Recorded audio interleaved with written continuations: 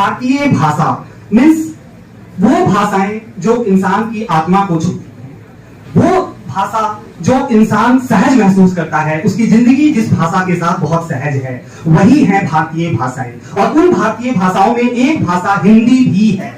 तो हमारी लड़ाई सिर्फ हिंदी की नहीं बल्कि भारतीय भाषा अभियान के तहत उन सभी भाषाओं की लड़ाई है जो इस देश में बोली जा रही है। वो कन्नड़ हो, मलयालम हो, वो बंगाली भाषा हो, हमारे बिहार में डिफरेंट लैंग्वेजेस हैं, उत्तर प्रदेश में अलग भाषाएं हैं, प्राकृत लैंग्वेज है। आज अंग्रेजी हमारी भाषा क्यों है और हिंदी या दूसरी भाषाएं, उनमें अंतर क्या है, मैं बहुत संक्षेप में बात करूंगा। अंग्रेजी हमारे ऊपर इसलिए है कि ये शासकों की भाषा थी। भारत एक गुलाम देश बना तो इसके ऊपर वो भाषा ला दी गई जो शासकों की भाषा थी। उनको सहूलियत होती है अपनी भाषा को उस समुदाय के ऊपर लगाने में जो उनके अधीन है।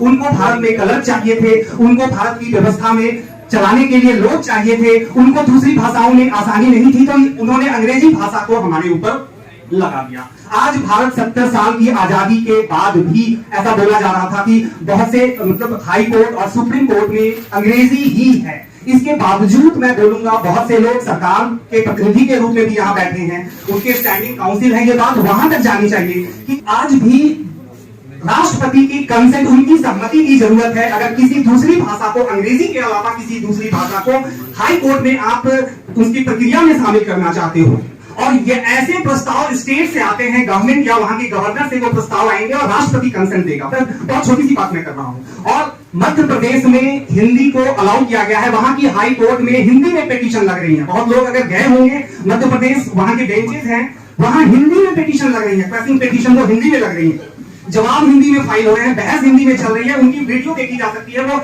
लाइव सारी प्रोसीडिंग चल रही है वहां।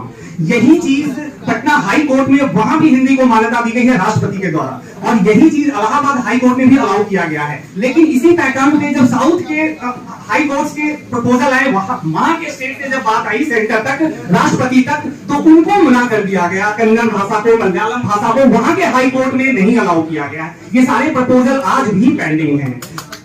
हमारी जो हिंदी की लड़ाई चल रही है वो दिल्ली के लिए कुछ ज्यादा ही इंपॉर्टेंट है। दिल्ली में आज भी वो अंग्रेजी सिस्टम कायम है। हाई कोर्ट, सुप्रीम कोर्ट, यहाँ की व्यवस्था में वो चीजें बोली जा रही है। डिस्ट्रिक्ट कोर्ट में एप्लीकेशन, ट्रायल, गवाही सब कुछ अंग्रेजी में है। मैं जब किसी को बोलता हूँ दिल्ली से बाहर के लोगों को कि यहाँ अगर विटनेस आएगा और बोलेगा कि मुझे मारा गया, तो उसको वहां लिखा जाएगा कि आई वॉज बिटन। वो हिंदी बोलेगा और उसकी चीजें इंग्लिश में लिखी जाएंगी, तो लोग आश्चर्य करते हैं दिल्ली से बाहर वाले जो एडवोकेट्स हैं कि वहां गवाही भी इंग्लिश में लिखी जा रही है। और ये दिल्ली में बहुत ज्यादा है। दोस्तों मैं एक लास्ट कंक्लूजन बता दूं कि रूलर जो शासक वर्ग है, अगर दो यूरोपियन कंट्रीज में अगर उनको आपस में बात करनी है, तो एक जर्मन है, एक इंग्लिश मैन है, ब्रिटिशर है, दोनों किस भाषा में बात करेंगे? अगर मैं पूछूं यहाँ, तो आपको आश्चर्य होगा कि वो जर्मन और वो इंग्लिश पर्सन, वो दोनों अपनी अपनी भाषा में बात करेंगे। लेकिन उस समय ट्रांसलेटर नहीं थे, कोई मशीन नहीं थी। आज तो कान में मशीन लग गई, वो बात कर लेंगे। लेकिन वहां जो कॉमन लैंग्वेज वहां भाषा बनी, वो लिंगुआ फ्रैंका ऑफ यूरोप कहते हैं, वो फ्रेंच लैंग्वेज है। क्योंकि नेपोलियन बोनापार्ट ने पूरे यूरोप पे शासन करना शुरू किया। फ्रेंच रिवॉल्यूशन के बाद वहां का डोमिनेशन इतना बढ़ा कि सारी कंट्रीज जो है वो अपनी लैंग्वेज, उनकी अपनी लैंग्वेज है और किसी के आगे झुकने को राजी नहीं थे। तो एक रूलर शासक की भाषा लिंगुआ फ्रैंका बन गई फ्रेंच, और वही लिंगुआ फ्रैंका हमारे बीच अंग्रेजी है कि अलग अलग भाषाएं जो इस देश में बोली जा रही हैं, लेकिन आजादी की लड़ाई लड़ने की एक दूसरे को समझ नहीं रहे, तो अंग्रेजी में एक दूसरे को समझा गया। तो ये स्थिति बदल चुकी है। शासक की भाषा को कंटिन्यू करना, उसको जारी रखना कहीं से उचित नहीं है।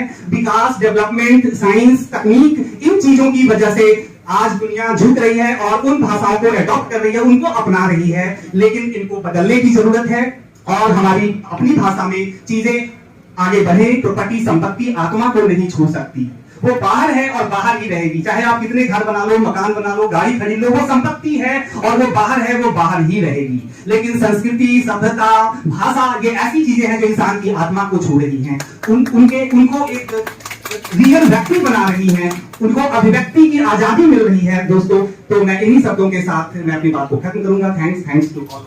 धन्यवाद।